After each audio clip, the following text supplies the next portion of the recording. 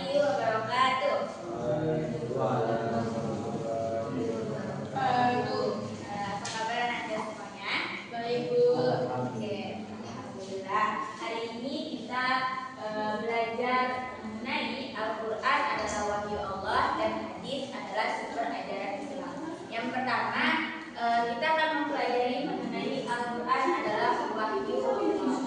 Dimana anda semua pasti tahu apa itu Al-Quran, karena ini adalah kitab kita sebagai umat Islam.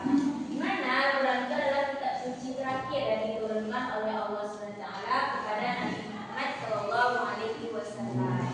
Dimana nama-nama Al-Quran ini ada pula nama lain dari Al-Quran. Ada 5 nama lain dari Al-Quran tersebut. Yang pertama ada namanya Alkitab. Alkitab ini maksudnya adalah kitab suci Al-Quran atau yang sebuah yang bisa ditulis. Yang kedua ada namanya Al-Furqan. Al-Furqan ini adalah nama lain dari Al-Quran, di mana artinya membedakan mana yang baik dan mana yang benar, mana yang baik dan mana yang salah. Yang ketiga itu namanya Al-Zikri. Al-Zikri itu adalah memberikan peringatan kepada manusia. Yang keempat itu namanya adalah Al-Quran. Al-Quran ini adalah nama yang paling populer di kalangan kita dan umat Islam, yang paling melekat sekali. Dan yang terakhir itu ada namanya At-Tanzil. At-Tanzil ini adalah yang diturunkan. Maksudnya adalah Al-Quran itu diturunkan oleh Allah SWT kepada Nabi Muhammad SAW. Selanjutnya itu adalah Al-Quran itu adalah mukjizat terbesar dari Nabi Muhammad SAW, di mana Al-Quran itu tidak ada yang bisa mengubahnya dari beberapa aspek, dari aspek manapun, baik itu siapapun, dia tidak ada yang bisa merubah ayat Al-Quran. Itu di dalam Al-Quran itu juga terdapat petunjuk tentang perintah-perintah yang diberikan oleh Allah SWT, yang mana kita harus mengikutinya dan larangan-larangan yang harus kita jauhi. Kemudian ada Al-Quran ini adalah sumber pertama ajaran Islam, di mana kita sebagai umat Islam harus berpegang teguh pada Al-Quran, di mana sebagai hukum-hukum dalam kehidupan kita. Jadi kita harus berpedoman kepada Al-Quran di kehidupan kita agar kehidupan kita itu sesuai dengan apa tujuan dari kita ada hidup di dunia ini. Penjelasan dari Al-Quran ini pasti didasarkan dari dalil, di mana penjelasan ini itu bisa kita lihat pada dalil Al-Quran, yaitu surat Asy-Syu'ara ayat 192 sampai 194. Yang ayat 192 itu berbunyi Bismillahirrahmanirrahim, wa innahu latanzilu rabbil alamin, di mana artinya dan sungguh Al-Quran ini benar-benar diturunkan oleh Allah atau Tuhan seluruh alam. Dan ayat Asy-Syu'ara ayat 193 ini yang berbunyi nazala ruhul amin, yang artinya dibawa turun oleh Al-Amin, yaitu malaikat Jibril. Dan yang ayat terakhir 194 ala qalbika litakuna minal munzirin, yang artinya ke dalam hati Nabi Muhammad agar engkau termasuk orang yang memberi peringatan.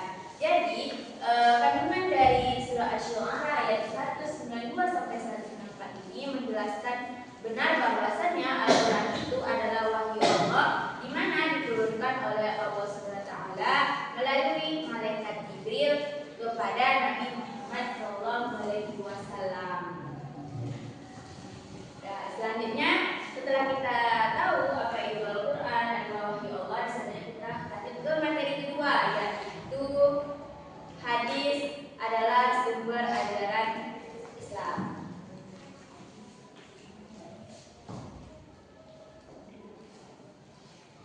Di mana pengertian dari hadis itu adalah segala sesuatu yang berasal dari Nabi Muhammad SAW, baik itu perkataannya, perbuatannya, persetujuannya atau diamnya Nabi, sifat-sifatnya Nabi, serta riwayat tentang kehidupan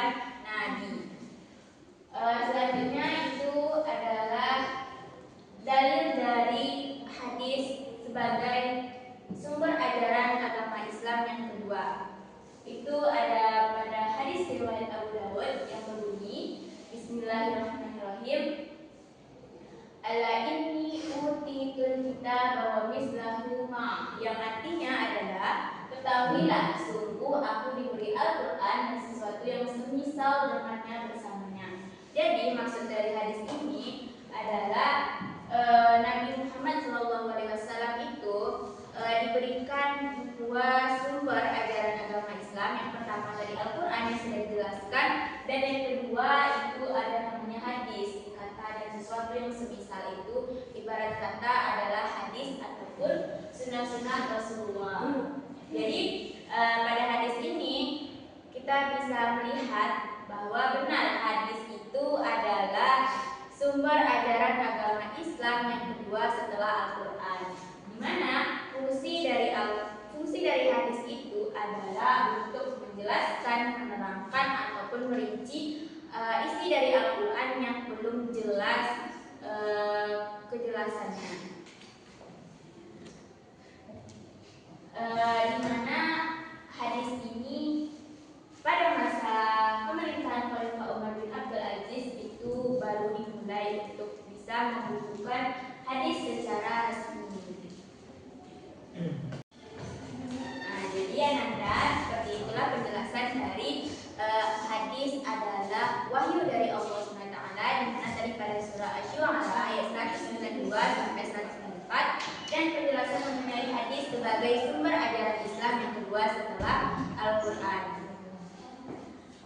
Bagaimana Nanda semua paham materi hari ini? Nah, kalau paham kita lanjut ke kuisnya. Nah, karena Anda tadi katanya ngerti, kita masuk ke kuis. Jadi membuat 5 kuis mengenai materi yang tadi. Jadi siapa yang tadi mendengarkan dan memahami materi pasti bisa jawab. Oke, kita mulai ya. Al-Quran diturunkan kepada Nabi Muhammad melalui perantara malaikat Jibril.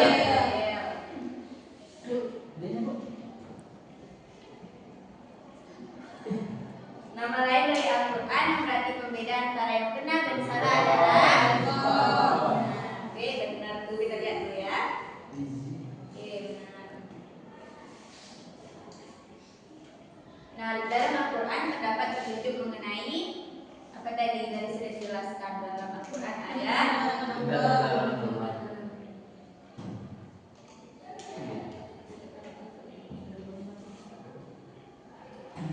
Hadis adalah segala sesuatu yang berasal dari Nabi Muhammad berupa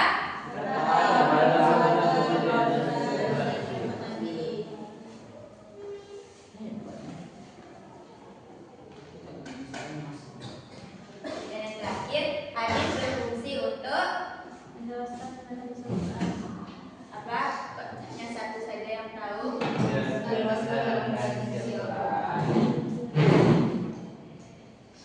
Ya, beri tepuk tangan untuk kita semua. Tadi Anda semua telah menyimak penjelasan dari Ibu dan juga memahami materi kita hari ini. Jadi Ibu berharap semoga Anda semua tidak melupakan sumber ajaran agama Islam kita, yakni Al-Quran dan hadis, di mana jadikan Al-Quran dan hadis itu sebagai pedoman dalam hidup kita agar kita tidak tersesat. Oke, mungkin pertemuan kita hari ini sampai di sini saja. Mohon maaf jika Ibu ada perkataan yang membuat hati Anda tersinggung. Wabillahi taufiq wal hidayah.